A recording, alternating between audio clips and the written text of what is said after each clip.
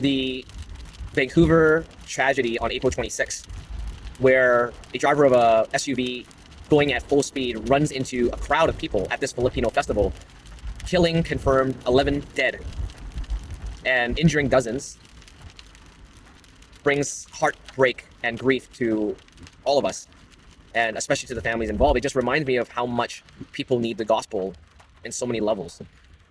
A few years back, I knew of a pastor who, in an automobile accident coming from the States, had been killed by a drunken driver, I believe. And now, finally, I think the verdict has come out, and it had not, it had concluded that the incidents were not based, it's not criminal, but it was an accident. We don't know what that would mean in regards to insurance and whatnot, but I realized that in tragedies like these, many times, unfortunately, because of the weaknesses and imperfections of even our justice system, people will not be able to get the justice that they need, nor even the financial recompense. And in fact, no financial recompense can ever pay for a life.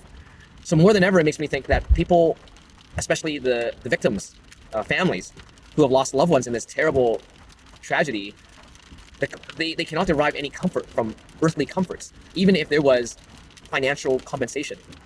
They need comfort from the Creator God. They need comfort in Christ, who promises that He will wipe away every tear through the solution of the problem of our sin and death and final judgment by His death and resurrection for sinners on the cross. Only that brings comfort, final comfort. And yet, even with comfort, I have met and walked with various believers that have gone through tragedies of like nature, and even then they're still weeping. But with that weeping and with the tears and with the perhaps sorrow for the rest of their life at the loss of their loved ones, it is not in despair.